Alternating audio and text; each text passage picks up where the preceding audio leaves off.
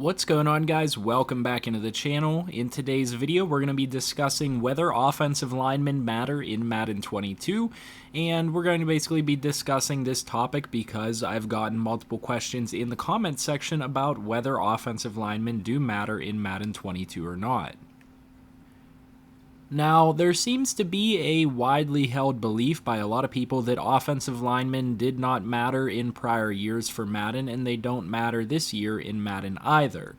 I'm not necessarily going to say that I agree with that, but I'm going to lay out some statistics and things for you guys in today's video, and we're going to run through some of those statistics and some talking points to come to some type of a decision on whether we think that they matter or not. Now, just because I come to a specific decision at the end of this video does not mean that you have to completely agree with my logic or these stats presented in front of you on whether you agree with me or not. You can come to a completely different conclusion based on what I show in today's video, but I want to talk through it and we can have a discussion even down in the comment section, so make sure you leave your comments down below and we can discuss whether offensive linemen make a difference or not.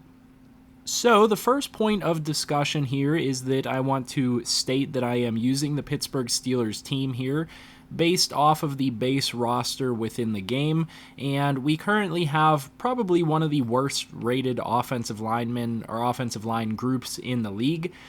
We are starting a 66 overall at left tackle, a 76 overall at left guard, a 71 overall currently at center, 81 overall at right guard, and 67 overall at right tackle. Now, we are many games into the season, so you guys will see here that we are into week 13, so there has been some progression on these players to note, and we're going to go ahead and dive into some of the stats up until this point. One thing to note before we really dive into the stats here is that I consider myself to be a very good Madden player. Now, I'm not the best in the world against other users, but I am very good against the CPU. That is primarily how I play Madden, and I've learned ways to scheme against the CPU. I find the CPU to be relatively predictable, and so a lot of these stats that you'll see here on the screen might be a bit skewed because of the fact that I'm just generally pretty good against the CPU and I know how to game plan against them. So to start off with, I want to take you through the offense's stats and then take you through the blocking stats. Through this many games, we have passed for 2,700 yards, 26 touchdowns, and only 5 interceptions. We have a 65% completion rating, and we have been sacked a total of 9 times.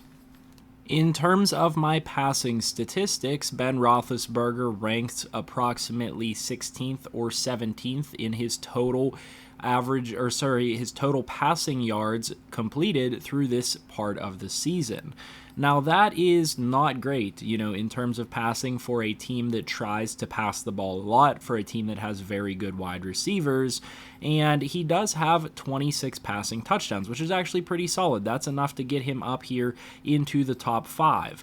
One of the things to note here, though, is that this team is tremendous at generating turnovers, and so many times Ben Roethlisberger is presented with short fields and opportunities to throw touchdowns that other teams might not necessarily be presented with. So we could take a couple of conclusions from this. Number one, we can take a conclusion that having these low overall offensive linemen is not necessarily the best for production because it's going to prevent us from passing the ball downfield. We have to generally pass the ball on quicker passing plays.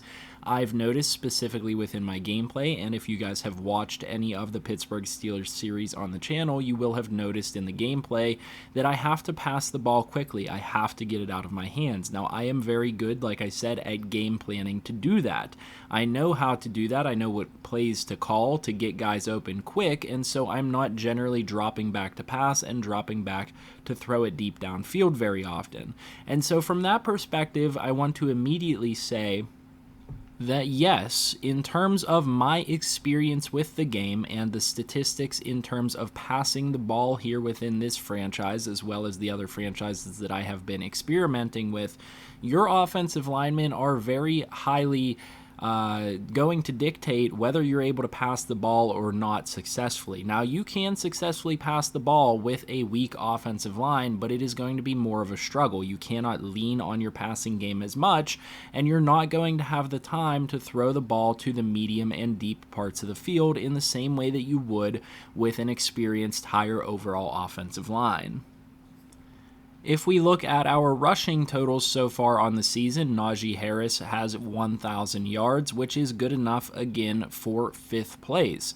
So Najee Harris is producing very well as a running back on the season with 4.1 yards average per carry and 7 rushing touchdowns. He does have 2 rushing fumbles, and he has very many broken tackles, I believe leading the league in yards after contact.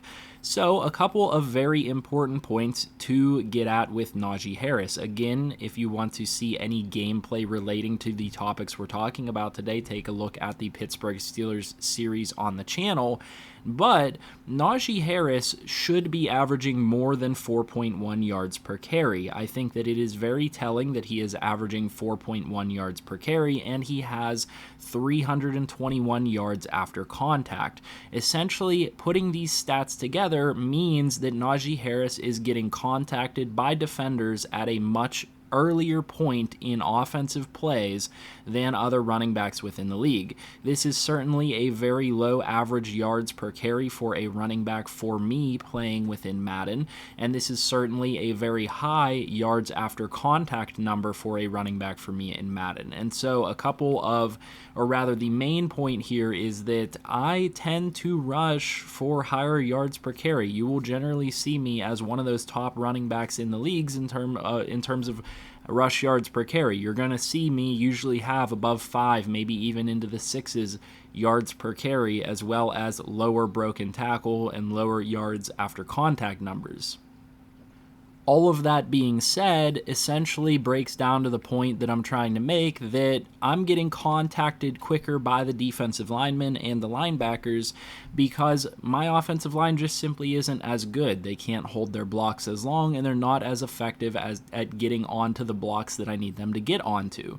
So, yes, from this perspective, I would say that your offensive linemen, again, are going to affect what's going on within your rushing game. You guys will then also see here that from a receiving core perspective, I don't really have any receivers that are doing that well. I have Juju Smith-Schuster, Deontay Johnson, and Chase Claypool that are all relatively around the same mark, between 400 and 500 receiving yards. We do have quite a few receiving touchdowns for Chase Claypool, but the leading receiver on my team is my tight end, Pat Freiermuth.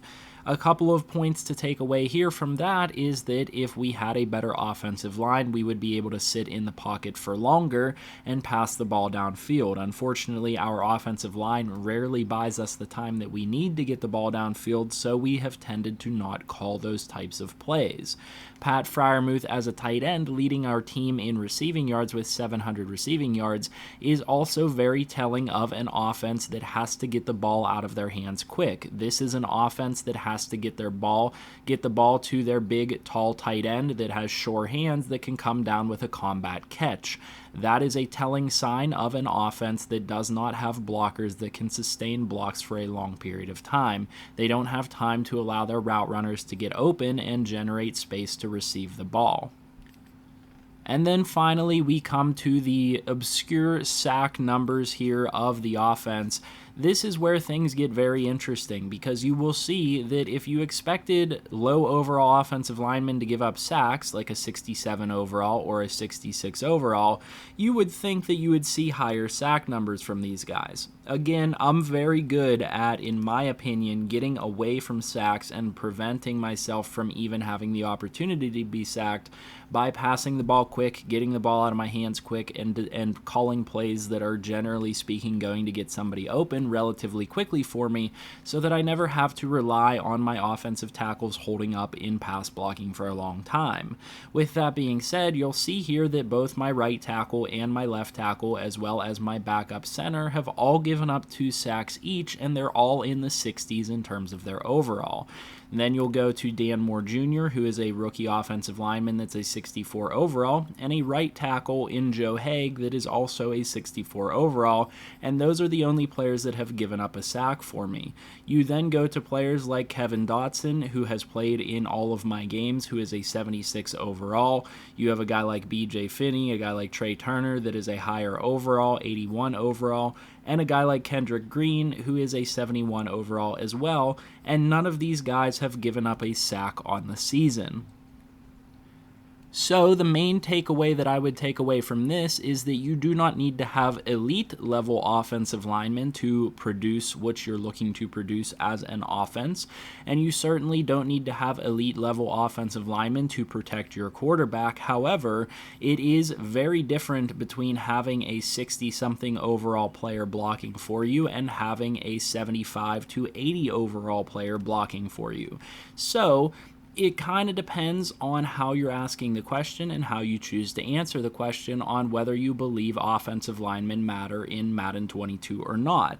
On a general basis, yes, offensive linemen matter. You can't just go out here with a offensive line of 65 overalls and expect to have a perfect pocket, be able to drop back and pass, and have 5 seconds to throw the ball, 7 seconds to throw the ball. That just simply isn't going to happen, and that is also what these stats, I believe, are showing.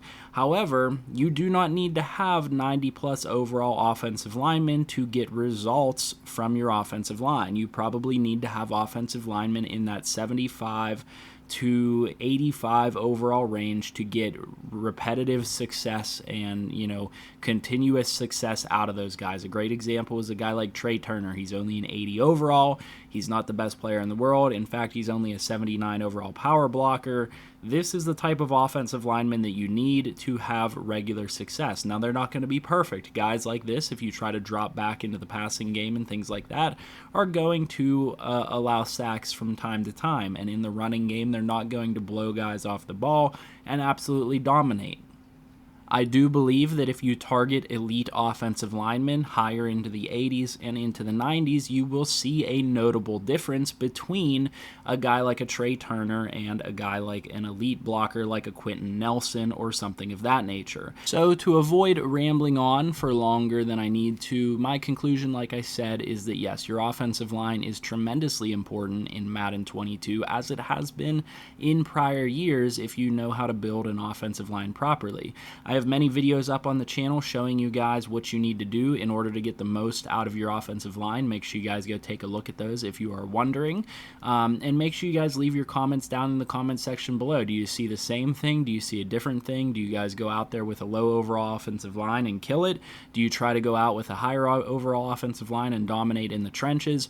I personally believe that the first thing you should ever focus on whenever you are trying to build a team in franchise mode is your offensive line. The same thing holds true, in my opinion, to Ultimate Team and all of the other game modes where you have an offensive line. Everything runs through your offensive line, and if you don't have a good offensive line, you're going to be putting yourself in positions that are harder to succeed from. So with all that being said, hopefully you guys enjoyed this video. If you did, leave a like, comment down below, and subscribe to the channel if you're new. I'll see you in the next one, and I hope you have a good one.